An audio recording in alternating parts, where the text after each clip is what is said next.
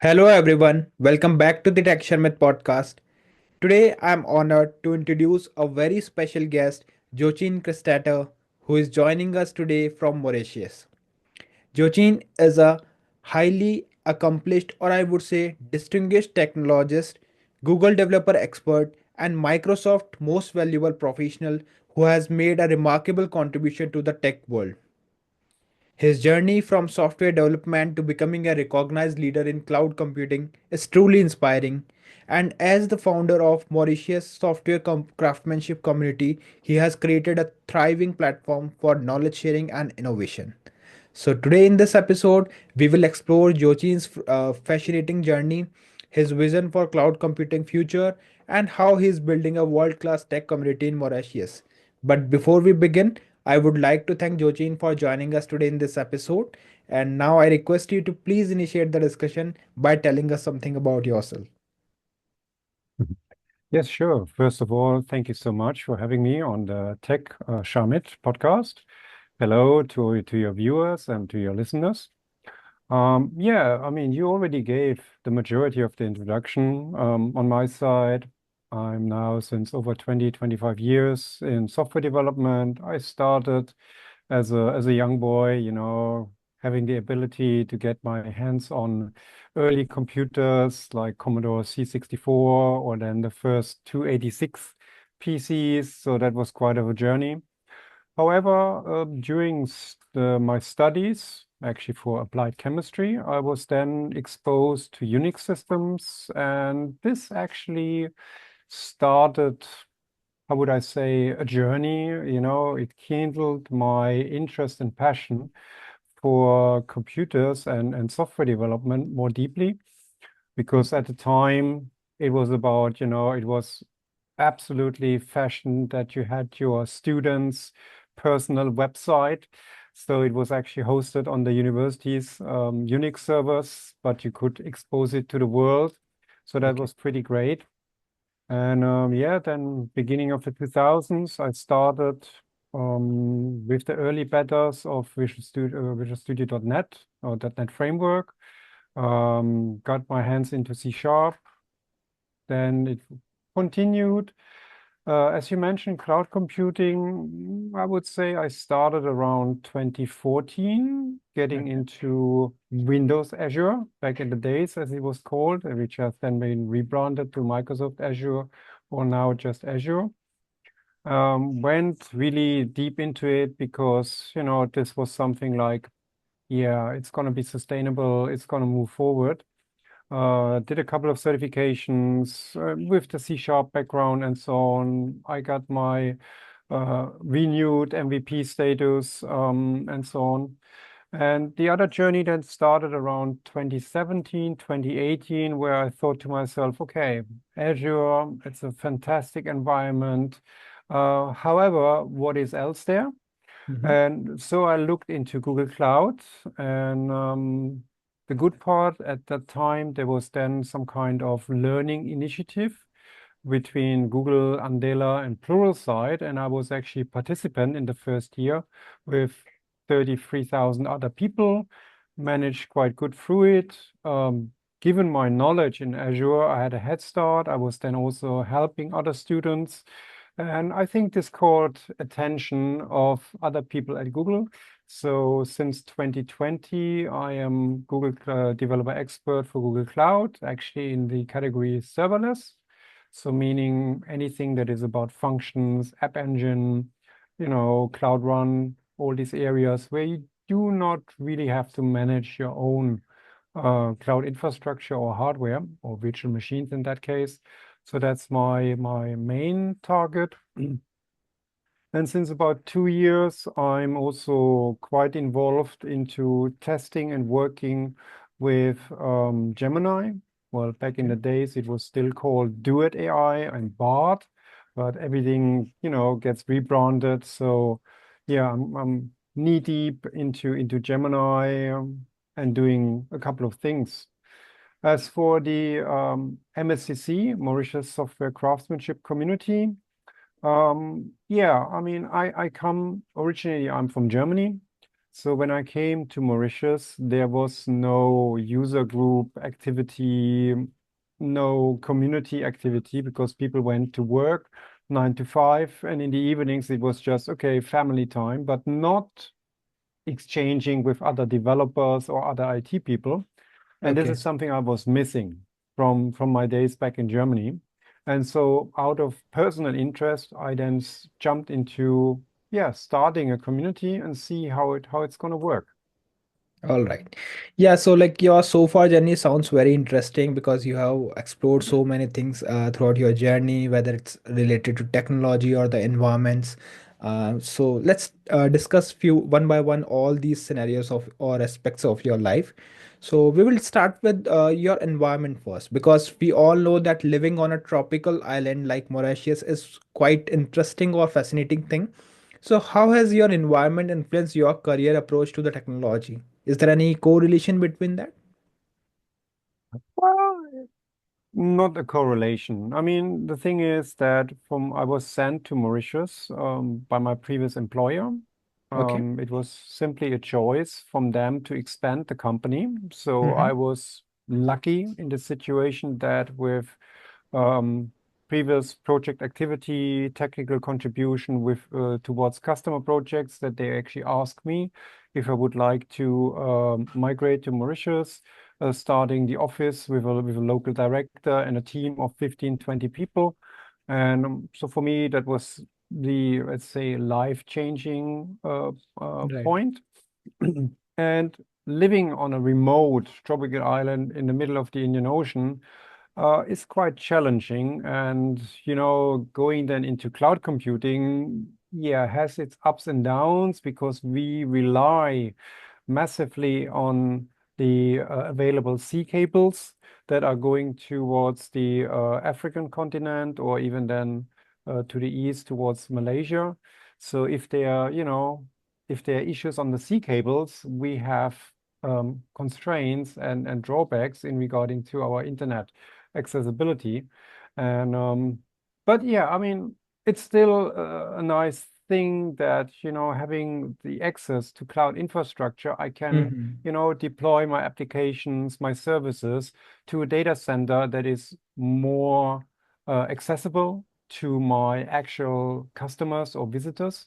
And Okay. I do not have to rely on the availability of the sea cable compared if I would have to host something locally on the island. Okay. So yeah, it is challenging, but I would not say having sunset at the beach every day. Mm-hmm. It's not something I would say, hey, let's go into a large city and live there. So no, thank you. I really prefer here the tropical climate, the Yes. beaches, the friendliness of the people. And since then, it's now 18 years. I had really, really, really good time here on the island. All right. Okay, so let's talk a bit more about the cloud computing. Although, like you have mentioned, like how the things for you for the cloud in terms of cloud computing, but let's just start from the very scratch itself. So, what initially inspired you to dive into this domain of cloud computing from software development? Like how you started? Yeah, as I mentioned, about 2014, I started with Windows Azure. I was actually inspired that there was already the initiative regarding the Azure Bootcamp. Mm-hmm. Also, I spoke with one or two people here at the Microsoft office in Port Louis. Okay. And so it was a direct connection about, hey, we are doing software development, having this typical cycle about development, testing, deployment onto your own hardware. But, you know, cloud computing was then a door opener about, well, I don't need to wait for the IT department to, provision a new server. I can do it myself, how I need it, when I need it. And also in regards to testing my own software on different systems, like, you have your own desktop machine running at a time, Windows 8 or Windows 7. And then it was suddenly the possibility, oh, hang on, I can spin up a Windows server in the cloud, test my software on there. and see how it works. Or I can spin up another version of SQL Server that I haven't installed locally in the company Mm-hmm. and run different tests. So it was just a huge playground and possibilities to explore on the one side, but on the other side, verify your own software development that it is operational on a larger range of operating systems and Yeah. check network issues and bits and pieces. So I think this was really the appealing part about diving and going deeper into cloud computing. Okay. And like as a Google developer expert or one of the well-known Microsoft MVP, you are at the forefront for the cloud innovation. So what are some of the Mhm. most exciting trends you are seeing in this cloud space in the upcoming years? Like, is there anything specific which you want to highlight? Yeah, definitely. I mean, one of the great stuff that came out is about serverless, Hmm. that you really don't need to worry about your provisioning of a virtual machine. You just have the ability, depending on the nature of your application or your services, that by writing a method, yeah, for a specific task, you can deploy it and it's just available on the internet and it scales automatically depending on your parameters that you specify. And you don't need to worry about, operating system, patches, updates, security issues. It's all just managed in the cloud and you can fully concentrate on the actual implementation and then connect the different services among each other. And it's more like a building block system Hmm. than having to take care of a lot of infrastructure tasks that I can do, but it is annoying somehow as a software developer. You like to, at least in my case, I like to concentrate on, you know, being creative regarding developing solutions that are customer problems and not having to deal with solutions and ways about how to deploy it. It makes it serverless, to my opinion, makes it super easy. You spin up a function, whether it's Azure functions or Cloud Run functions. You spin up a service like Cloud Run. Even from my local machine, I can use a command line tool and deploy it straight away Okay. directly into a cloud space. And I don't need to worry about the environment, about running it. It's just there. And that is really, really cool. Another Okay. trend that I like Mhm. is the situation that now AI is being picked up more and more, and also in regards to serverless. Last year, Google Cloud introduced the availability of GPUs on Mhm. serverless functions and Cloud Run. So, which means that you can deploy your container, your model, in a Cloud Run environment with GPU and run your inferences.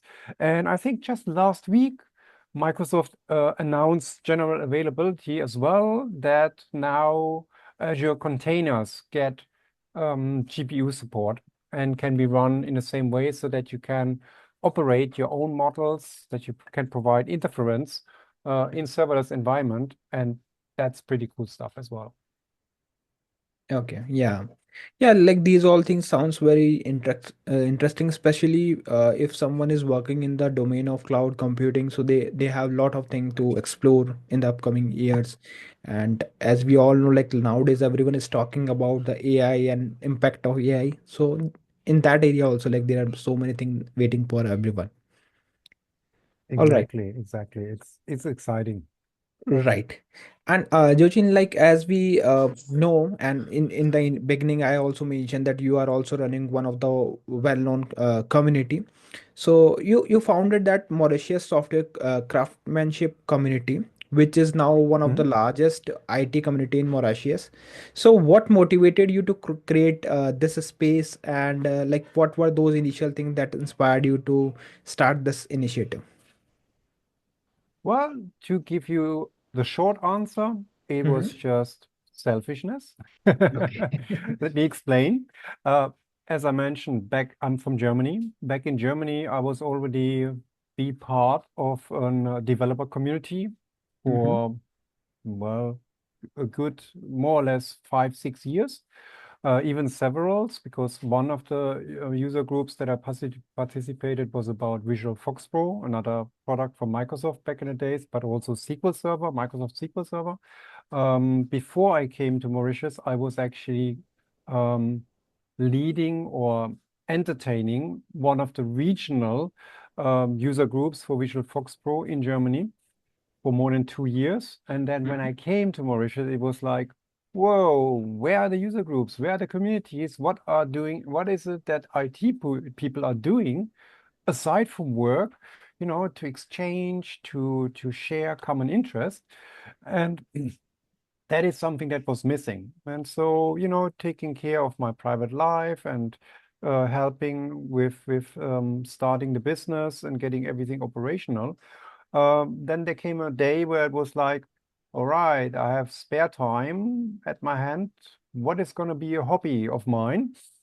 Mm-hmm. And then, yeah, somehow triggered by a developer relations staff at Microsoft, he was like, hey, if you want to have a community, then start it. Why don't you go forward with it? And that's exactly what I did back in 2013. And quite frankly, the first weekly meetups, like coffee, code and coffee, just inviting people coming to a cafe and chit-chatting. Yeah. I think the first 5, 6 times I was sitting there on my own, just checking my emails on a tablet, reading some articles online. And then suddenly two people showed up, and as you would say, the rest is history. So right now, the MSC is, as you mentioned, the largest IT community. Yes. We have approximately, yeah, 2,500 to 3,000 active members, and seeing that there are about 35,000 people working in IT on the island, and we are close to um, yeah, what is it? 10%, 8, 9, 10% in the community. I mean, I'm really happy about that. But quite frankly, this is only possible because of the two people that came back in 2013 and then starting to spread the word about, this crazy idea that I had about, having these kind of get-togethers and community here on the island. And it really picked up, and I'm really grateful for that. And so, yeah, over the years, it's also that like-minded people Yes. found each other in the MSCC at meetups, at the conference, and we had spin-offs of specialized user groups. Let's say, for example, for makers or Python or front-end web development. And so therefore, we have now multiple user groups operating on their own um, let's say, direction. And it is fantastic to see that there's a healthy community system, ecosystem here on the island with different interests, and people are just happy about it. I mean, one of the user groups is also GDG Mauritius that has been started. I think there's AWS community. So it's a wide range. And we still are in friendly terms. We exchange and support each other, like, for example, with the annual developers conference. Yeah. Yeah, and I'm also agree with this point that whenever like-minded people collaborate with each other, there are so many opportunities, creation, and so many innovations are there because everyone is coming with a different thought, with different mindset. So with that only, like everyone can collaborate and they can find a solution for a common problem because nowadays we all are facing different kind of problem in terms of IT and other domains as well. So when we Yes. collaborate and club with the like-minded people, then there are a lot of chances of getting the solution in a very less time as compared to doing it individually. So this is one of the great Yes, initiatives taken by you. absolute. The synergy effect is amazing because, as a full stack developer, suddenly you talk to 100% front end developer, UX engineer, and then it's like you get feedback on your own code about how you can improve it, maybe how to add accessibility in your website and stuff like that. It's just fantastic. But on the other side, we also have domain foreign people coming in, like barista, like accountant, that are just out of pure interest, coming and join and discuss matters. So it's really amazing. Right. And you also mentioned the term developer conference, which is one of the greatest achievement of you. So what is the best, or I would say the most memorable experience organizing this annual developer conference by you? Because I'm sure like there Mhm. are so many things that is very interesting, and you we would love to hear that. Yes, yes, yes, definitely. So yeah, the developers conference was actually a child born out of the community because we used to have monthly regular meetings on a Saturday, like a few hours, and then it was like, hey, why don't we organize, something that lasts the whole day? Mm-hmm. And I was like, organizing a conference, because back in Germany, I used to be speaker already back then at a few conferences. And I thought, okay, why not give it a try? And but instead of, the work to organize a single day event, is the same as if we organize a multiple day event. So directly from the beginning, back in 2015, when we organized our first conference, we said, okay, we're gonna do this over 3 days, mostly targeting Thursday, Friday, Saturday, so that different audience, like professional, but also students, can participate on different days. Came up with that, and yeah, one of the most memorable experiences, I would have to say, I think it was about last year or the year before, when we hit a magical target Mm-hmm. that our uh, organization team had. It was about that we managed to have more than 1,500 attendees for the first time. It was 2 years ago. And we were super excited that we really were happy about hitting this target, because this somehow makes our developers conference one of the largest IT events, if not the largest IT event here on the island, maybe even in the region of Indian Ocean. And I'm really super happy about that. And this year, I'm looking for more memories, because it's going to be our 10 years anniversary, because yeah, 2015 to 25. Yeah. So yeah, it's like, yeah, an anticipated event in the community, and everybody is looking forward to be present, to speak, to attend the developers conference. And yeah, we also have more and more international speakers as well as participants. So meaning that our reputation is spreading beyond the country's borders, and I'm hoping that, more and more people are getting interested and attracted to our event. Correct. Okay, and Jochin, like apart from these kind of initiatives and so many achievements, you are also known for your business marketing, or I would say business strategies. So, Mhm. because you are running this business from a very long time, so if you are asked to share one piece of advice, or I would say the biggest lesson, so what would be the biggest lesson you have learned so far from running your own business? Well, there are multiple lessons to talk about. However, as you're asking for the biggest, I would say don't do it alone. Right. Um, Whatever you have in mind going forward with a business idea, um, you need to take in consideration that a day has 24 hours.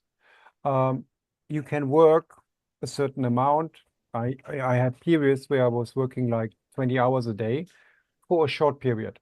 Mm-hmm. However, it's not only about running the business. There are other things involved, like accounting, like, staffing, like marketing, bits and pieces. Uh, Back in the days, it was like there was no AI assisting you in regards to that.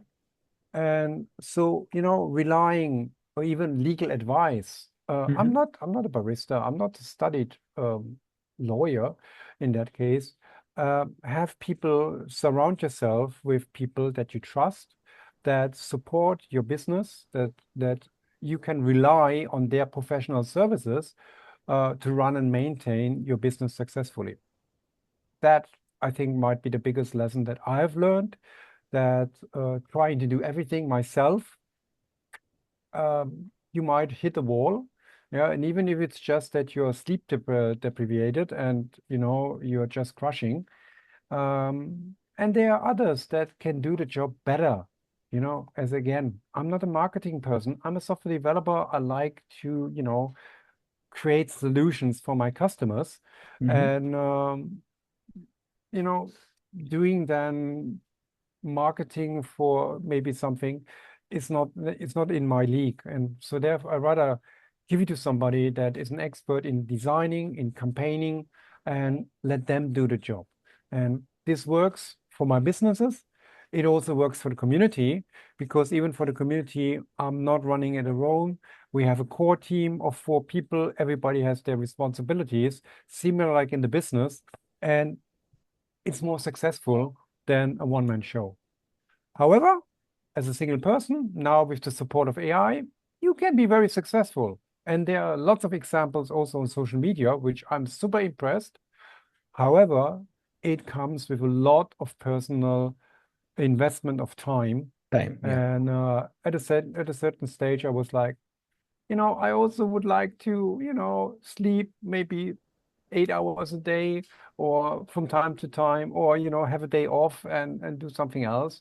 So again, surround yourself with trustworthy and knowledgeable people, and try to avoid doing everything yourself. All right. Okay, so as you mentioned, and I also believe that behind every successful person as well as business, there is a lot of person, or I would say the network of support. So here I would like to ask one thing, like for you, who were the key people who have guided you, inspired you, or supported you throughout your journey? Um, Straightforward, my wife. She is Mm-hmm. like my rock, my backbone. So she also tells me if I have crazy ideas about not to go crazy. On the other side, she, pushes me to explore new things.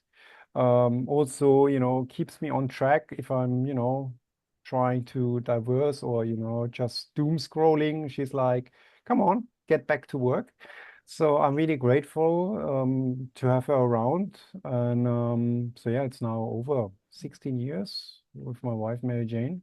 And yeah, she really keeps me, focused on the job. She also helps me about, if I'm struggling with an issue, I can, you know, take her for rubber ducking, just explaining her the problem. And she, from time to time, gives me smart questions where, gives me the possibility to rethink about the problem.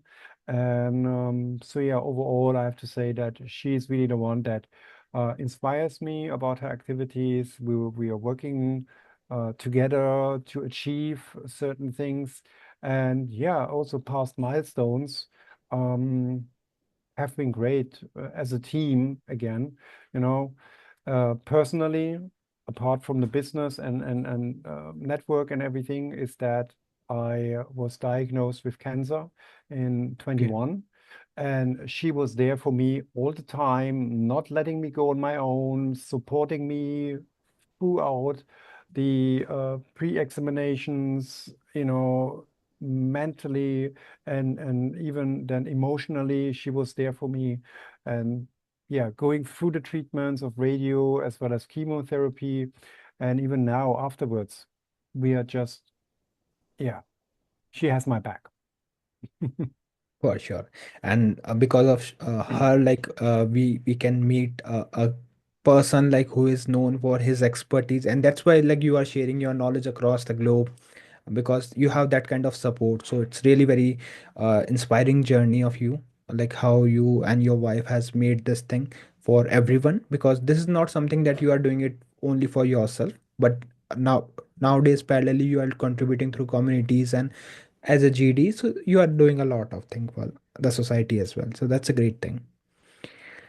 Thank All you. right, so Jochin, like we know, like there are many things that I can discuss with an expert like yourself, but there are so many things that we have, like there are so many things that I'm sure like is pending. But fine, Yes. just because of the limited time, I would like to ask my last question, and that is related Mhm. to somewhere related to your philosophy, because you often say that the only frontiers are in our mind or in your mind. So can you Yes. elaborate on what this mean to you and how this philosophy came to your mind?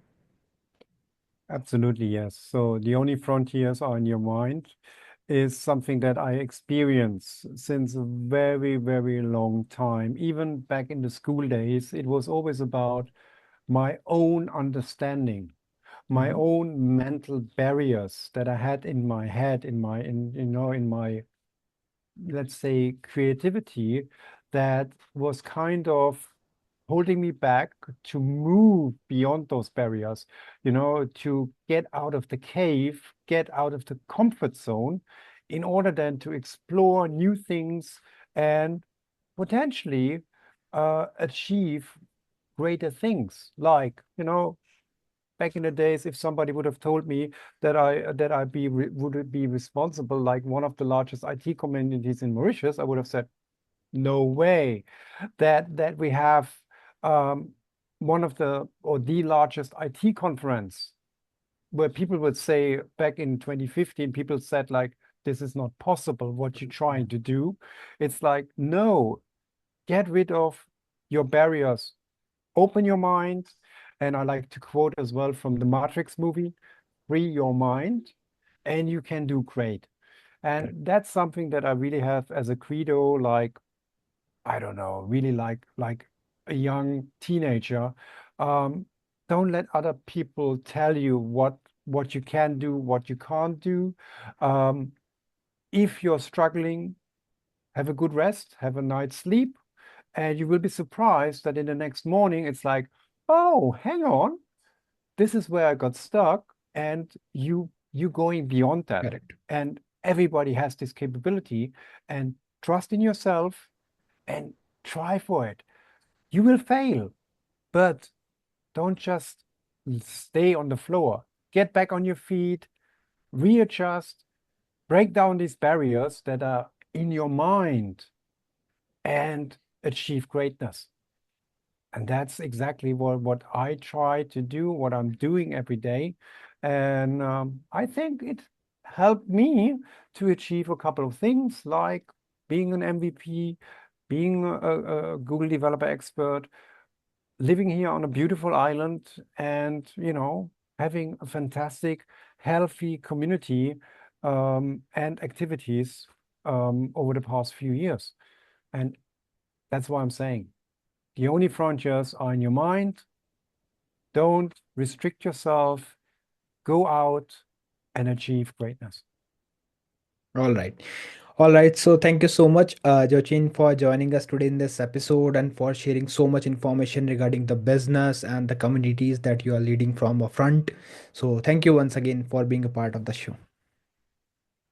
Amit, thank you so much having me on the Tech Sharmit podcast. I'm really happy that for your great questions and that you spent the time with me. So thank you so much. Also, thank you to your viewers and listeners. And I hope maybe one day we're going to meet each other in person. Right. Sure. For sure. Like we will meet either in Mauritius or in India. Yeah. Perfect, perfect. Looking forward to it. Let me know. Sure. All right. Thank you.